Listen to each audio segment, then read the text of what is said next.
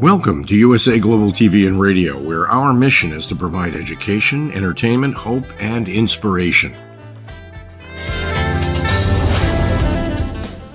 USA Global TV and Radio connects you with experts and audiences all around the world every single day to help you succeed in business and to live a richer life. Visit us at usaglobaltv.com to learn about career and life-changing training and mentoring programs like the Listening Mentor. Subscribe to our newsletter to stay informed about our special programs and offers. Discover how you can become a guest on one of our shows or a host or producer of a USA Global TV and Radio show of your very own. That's USA Global TV and Radio, where the doctor is always in.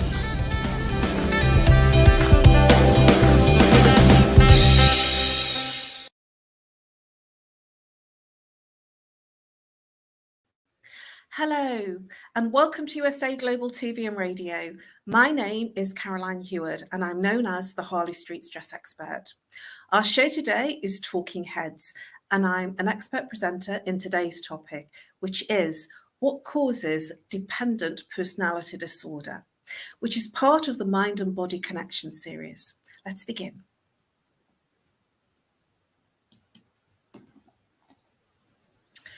What causes dependent personality disorder? I did look at a couple of definitions which I felt was a good place to start. Dependent personality disorder is characterized by a pervasive pattern of dependent and submissive behavior. Cannot make decisions without an excessive amount of advice and reassurance from others. And it's notably more common in women than in men. This definition I really liked, and I wanted to include it today. And it's a definition by Dr. SUNHIL GUPTA. And it's a definition of dependent personality disorder, commonly known for short as DPD. It's a fear of being left alone, excessive dependence on others, feeling the need to be taken care of, submissive or clingy behavior towards others, submissive or clingy behavior towards others. I really want to stress that one because we're going to really look quite deeply about this particular aspect. Requiring excessive advice and reassurance from others to make even small decisions. Difficulty disagreeing with others, fearing disapproval. Tolerance of poor or abusive treatment. Urgent need to start a new relationship when one close relationship ends. I felt that Dr. SUNHIL GUPTA puts it all in a nutshell, and we're going to explore a number of these aspects during this time today that we have. So dependent personality disorder. The symptoms of dependent personality disorder is the absence of initiative and responsibility. So let me explore this a little further. The absence, it is a sheer, complete absence of responsibility or deciding, taking the initiative to do something for oneself or for others. Family, relationships, friendships, work, colleagues. It is a complete absence. And it is a total reliance on someone else or another person within work, family, but it's a total reliance on somebody else taking care of you. So can you imagine being in a relationship with somebody which has this insistence on relying on you as a person to have all their decisions made for them? It is a lack of opinion, fearing that if you share an opinion, that the other person will be in a disagreement with you. And so they will fear at that disagreement, and so they won't speak up for themselves. This will give them a very difficult challenge in terms of being heard or having a voice. And certainly in times of challenge, they will shut up and stay quiet rather than speaking out for themselves. This will cause all sorts of challenges because they will suffer in silence with this dependent personality disorder. And other people won't probably understand how much that they are suffering because they're not speaking up. This will give them challenges within the throat chakra, and this is all about expressing your truth from the throat chakra. And so they may even have a underactive thyroid gland, which they may even be taking medication for, because they keep themselves closed in terms of what they think, feel, and want to contribute, because there will be a lack of contribution. Even when asked for it, they will be silent and not feel comfortable in speaking out their opinion, which will give them a huge sensitivity to criticism.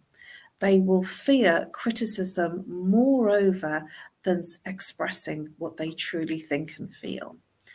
So it will be very difficult to have a conversation with somebody that has dependent personality disorder because they don't want to offend you in any way.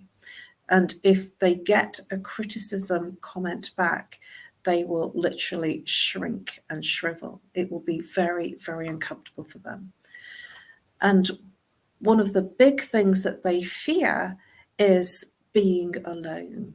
So they will do everything that they can to incur that dependency of people around them. So they will do whatever they can in their power to not dissent from what's being said to them. So some of the behavioural traits we've been looking slowly at avoiding conflict, but this avoiding conflict is not about avoiding an argument. This is moreover where they will be wanting to avoid any type of disagreement that they may be thinking internally that somebody else might have with them. So what I mean by that is they will not speak up. They will, even when asked, they will fear the person walking away from them. So they will be very compliant. They will be very obedient with the person or persons that they're in their surroundings. And the reason for that is that they just don't want to upset the status quo. They really need that status quo to be calm and peaceful. Externally, the challenge is internally, they will feel conflict. And so from a frequency perspective, they will be pushing down and literally holding back any disagreement, any feeling of upset, any feeling of not feeling safe or comfortable. So they will avoid conflict externally in all aspects, but they will be expressing an internal conflict within themselves. And what you suppress expresses into their external world. So the fact that the person that has dependent personality disorder will be deflecting any conflict, they will be attracting conflict because they are pushing it down, and whatever they're suppressing expresses into their external environment. And this will be quite a conflict for them internally, because that sheer neediness to avoid conflict creates conflict in their lives. They will be, if they're in a relationship and the relationship has ended, if it's a friendship or an intimate relationship, they will be looking for the next person to replace very, very quickly. They will push all boundaries to move into the next fix of a relationship. And that's because they don't like to be alone. Somebody with this disorder fears being alone. So they will always seek and push for the next relationship, whether they're over the previous one or not. And generally, they won't be over that friendship or relationship breakdown. And it's because they're not over it that they will push then all of the inadequacies and all of the things that didn't work into the next relationship. So they're in a constant fight and flight of what wasn't working, what didn't work, and what continues not to work, or even more so, what continues to cause them challenges for the other person they're in the relationship or friendship with, and vice versa for themselves. Everything is a reflection, a projection. So whatever you're projecting out is because of a projection that is being pushed down and avoided. So whatever you're pushing down projects out. Whatever you're thinking and feeling internally as things not working will actually be reflected outwards. It's the unspoken, the Johari window. The Johari window is you think that there's a space in between what you think other people are seeing of you and actually what the other person is seeing of you is a little bit more than what you think that you're showing them. And so the difference, the gap in between what you think that they see and what they see is known as the Johari window. And that Johari window is where the conflict is, because people can see more of you than you think they can see, and other people see more of you than what you think and feel comfortable that they're seeing. And this is where the conflict arises. The obedience side of it is that the person with this disorder, this dependent personality disorder, will be looking at they're almost like a sacrificial lamb. They will always sacrifice what they truly feel or think or believe in order to create a status quo, a world of peace externally in their world. This obedience is self-sacrificing in terms of they are never truly themselves in their external world, and they are in a war zone in their internal world. This is really, really challenging for the person that is suffering with dependent personality disorder, because externally they are really focused on attracting someone in terms of creating a peaceful and harmonious environment. Internally, they are in a war zone, and so externally, they create a war zone in all aspects of their life. It's a conundrum for the person with this disorder, because they are seeking peace, but they are pushing down and avoiding conflict. That the biggest person that they're in conflict with is themselves.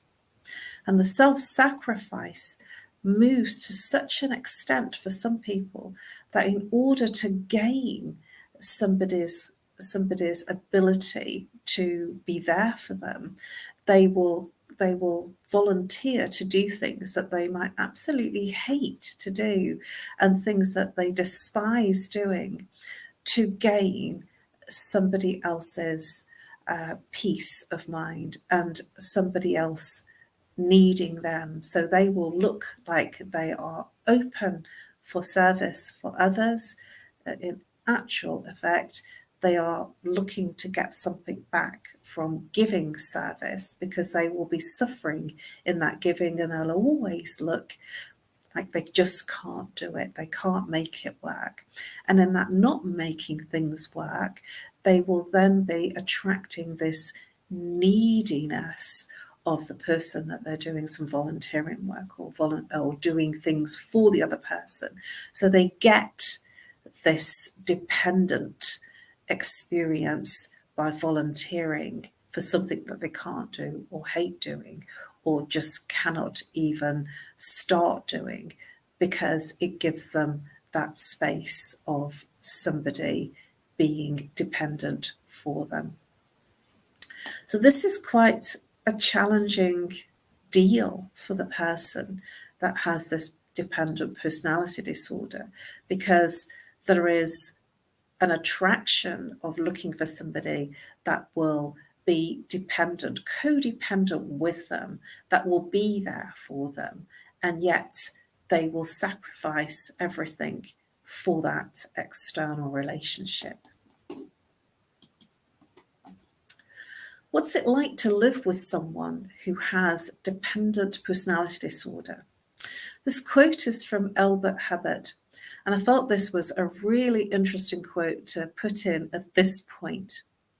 There is no freedom on earth or in any star for those who deny freedom to others. So the person that is dependent is actually denying the freedom of the other person. Let me unravel that for you.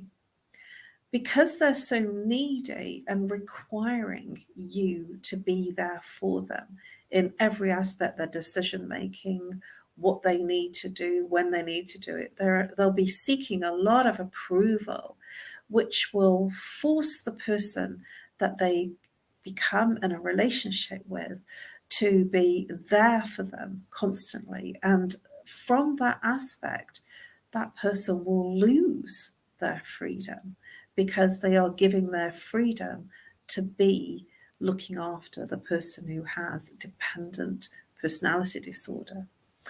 So when I say dependent, it's very different from independent. When somebody is independent, they don't need the other person. But when somebody is dependent, their whole livelihood needs the other person, needs those external relationships to such a point that it causes havoc for anyone that's around them that they decide to get into a relationship or friendship with. How dependent personality disorder wrecks relationships. Well, if the person loses their freedom and loses their right to be themselves because they're solely focused on the other person, and this is what happens, they will literally reel you in slowly, and surely you'll be reeled in. And then you will be called upon in calls, messages, and they'll need you there much more constant than what would have started off being. So they will be volunteering and doing things to get you into their space, their trust, so that you begin to trust them. But it will wreck the relationship, because it will literally take you away from anyone or anything else that you would have focused on. And that will cause you a very severe, almost that you will be feeling that you can't live, you can't be free, you can't be independent of the other person, because the other person needs your dependence. They can't survive without you, and they'll make you suffer if you are not there. They will cling to you. They will be very, very touchy-feely in terms of not needing you to be away from them. And it can be very difficult to move away and take time for your own activities, your own challenges, because you'll be consumed by the dependent personality person. Now, how does that wreck your relationship? You become them.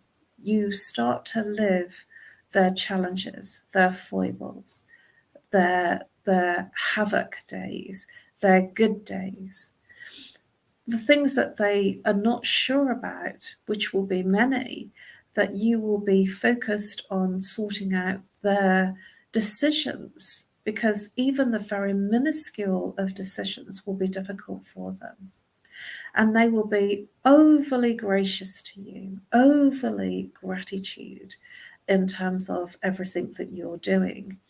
And it can be almost consuming for you to have that gratitude. Oh, I'm so grateful, I really need you.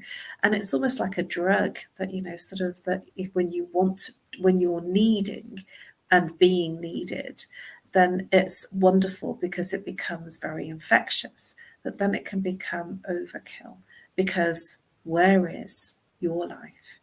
You will be overly consumed with everything the other person needs.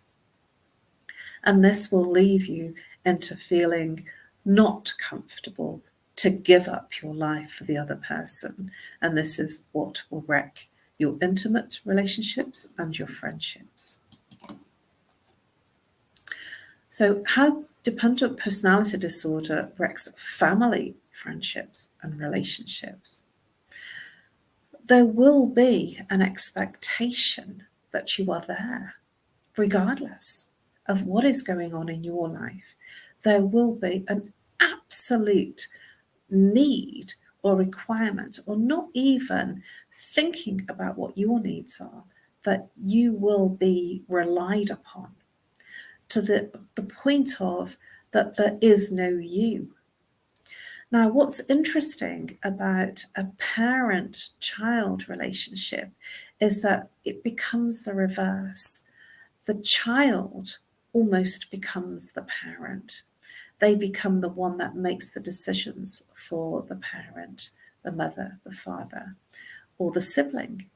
They're the one that actually takes charge because the other person is not capable, through sickness, or it could be through physical, emotional sickness, or it could be severe anxiety, dementia, or it could be that they have this dependence on you that is overriding everything else. And we hear about this type of experience in a family when there is the elderly parent that won't let go of the child. They will make it very difficult for the child, who might be, sort of a mature adult by this time, to go, to leave, to start their own family, to have a relationship or a home life away from the parent. And this then causes an interdependence, a co-dependence of that relationship, where slowly the child, and the child may be very mature, is reeled in and feels a requirement, a need, and justifies that they have to be there. They can't not be there, because who else, what else, when else would that person be taken care of? And there is this codependent relationship that forms with the person, the child, with the parent. And the reason for that is that when we were born, our parents were really taking care of us. We relied on them for everything. And then the roles for some families can reverse. And then the child becomes a codependent in that relationship. So they almost need to be needed. And so it is a continuing cycle. It is challenging because it is very draining on the adult child, and the parent will have an expectation that you are there all of the time. This can lead to all sorts of challenges in terms of not being able to live your life, not being able to do the things that you need to do because your needs are not looked at. It's always the parent or the sibling's needs. And so you become bottom of the pile. And that can feel very, very heart-wrenching, because you want to be there. It's your parent or your sibling, but it's challenging because you lost your life to the dependent personality disorder of your family relationship. So what do you do with that? The first thing to do is to be in awareness, to be in recognition, because then you can start to put some other things in place that will help you and your parent or your sibling to cope, to take some time out, to organize other external outsiders to come in and support you, because this can have far-reaching effects when the person in the situation that becomes codependent. And it is a challenging situation, because when you're in a family situation, that dependent person creates a codependent relationship, and then they intertwine, and then there is a need for each other, because it's about, doing the right thing, that the person that is taking care of the parent or the sibling doesn't want to let them down, wants to give them the love and the care that they need. And then it inflicts on them to such a point that there is then not living their life, they're living their life for their parent or their sibling, which can cause untold insignificance in the person's life.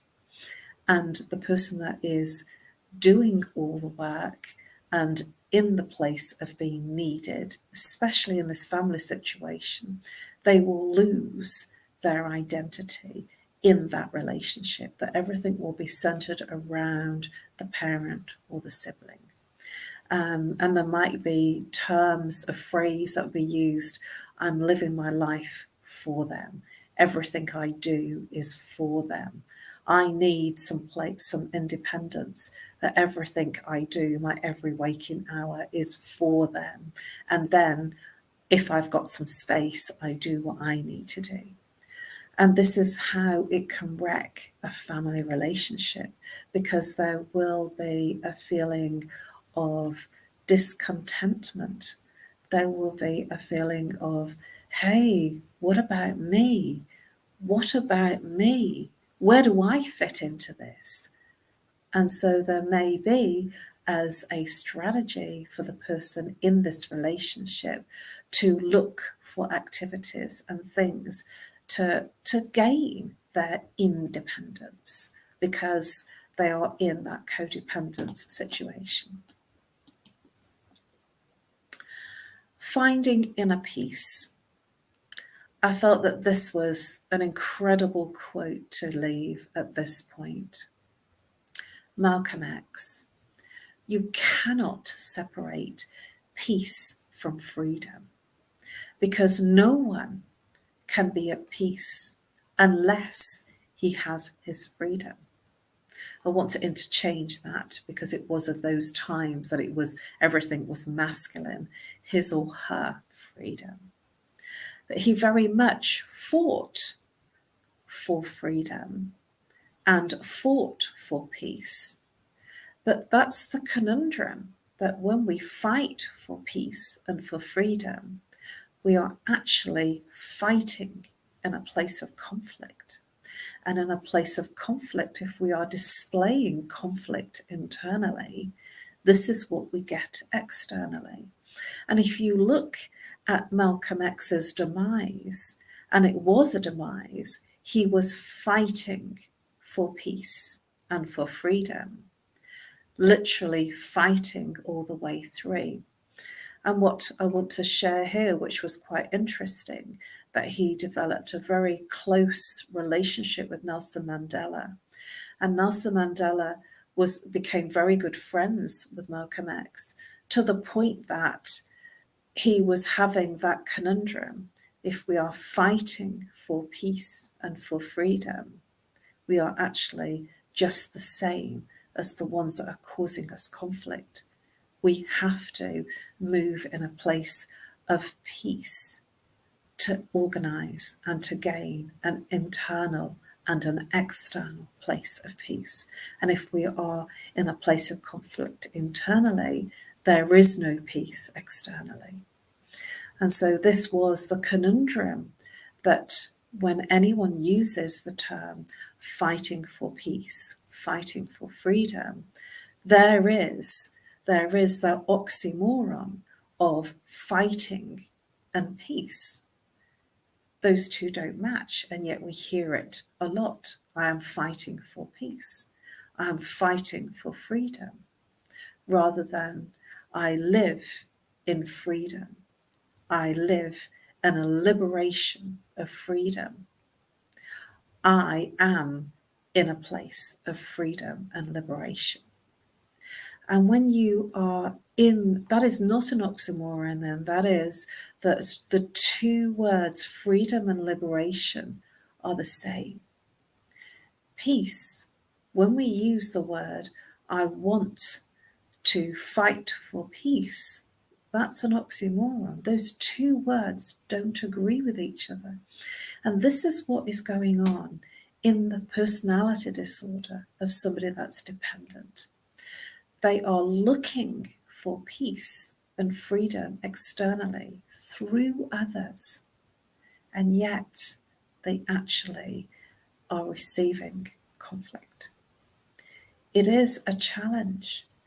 And in this awareness and understanding and insight, and I do mean that, in this awareness and understanding and insight to knowing how we're choosing our thoughts and our inner language, I am fighting for peace.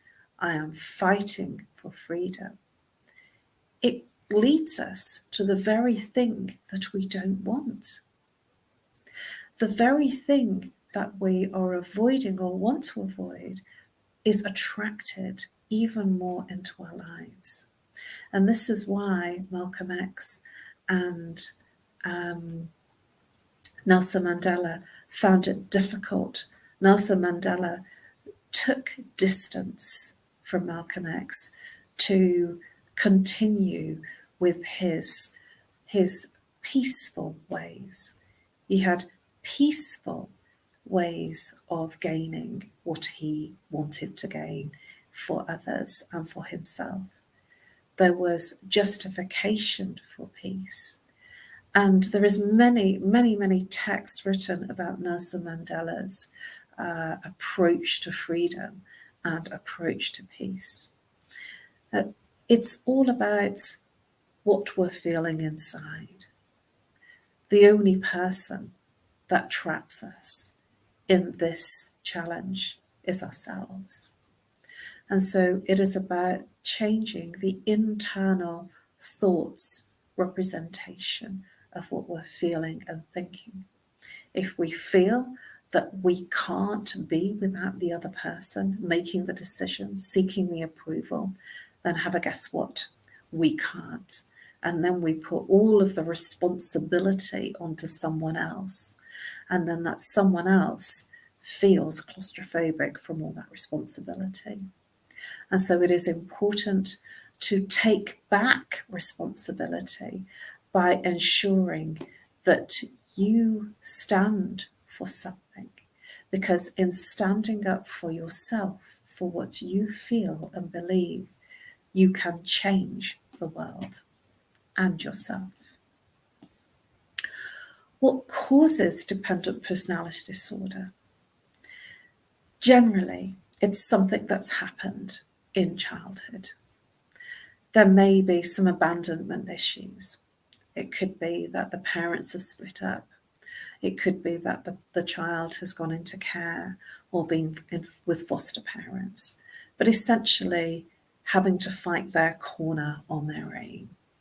It could be that the person has had a trauma in terms of a sibling relationship where they have been ostracized from the family. That this will be something that has happened in a very early childhood age where they haven't dealt with it. It's been suppressed. And whenever you suppress something, because as a child, a very young child, you don't know how to handle it. You don't have the emotional intelligence or the emotional range of how you can handle it. And so it gets pushed down to be safe. And this is what the body does naturally to protect you. It will push down so that you don't have to feel, you don't have to cope with it. Then the escape route is the mind. And then everything is what you think about and what you talk about. And so if there is an abandonment issue, when you've suppressed abandonment, what happens is that comes up to the fore in everything, in every relationship, every situation, that you will literally cause abandonment in your life because there is a disfocus on what you suppress expresses into your external world. Neil Bush said, once people enjoy the taste of freedom, there is no turning back. And here's what I want to give you as a way to move forward if you have dependent personality disorder, is to taste your sense of freedom by not feeling the drain of your energy by having to seek approval or seek answers from someone else. Because when you're constantly checking everything, it depletes your energy 100-fold. And when you take the gauntlet of your own freedom by not seeking the approval of others, by not seeking the attention of others, something very magical happens. You get the attention that you were seeking in the way that you were needing or wanting it, in the way that you desired it. Just, it makes you feel free and liberated rather than chained and in an inescapable level of prison. This is your own personal prison cell, and you've got the key. And to taste freedom of being independent, of making a decision for yourself and not relying or seeking the approval of another, will move you into a place of liberation, freedom, and joy. Thank you for your attention and your interest. Please subscribe to USA Global TV and Radio. You can find all of our Talking Heads episodes under the playlist Talking Heads. For last year, Talking Heads 2022, and for this year, Talking Heads 2023.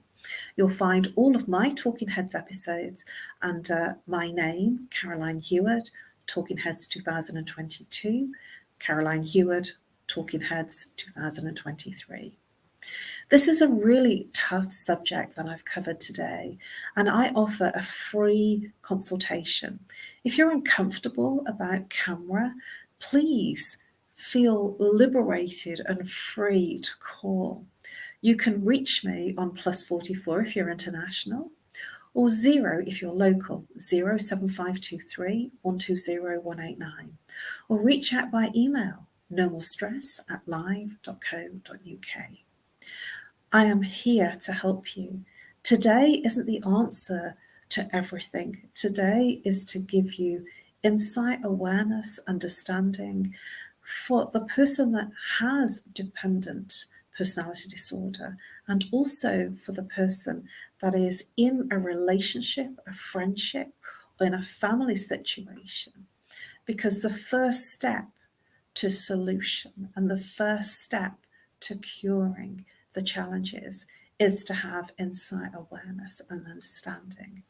And then we can look at behavioral cognitive therapy, how you can change the way that you're seeing the world and the way that you're experiencing the world, because it's an inside job. And that is what makes it easy. It's not external to you. It's an inside job. Thank you.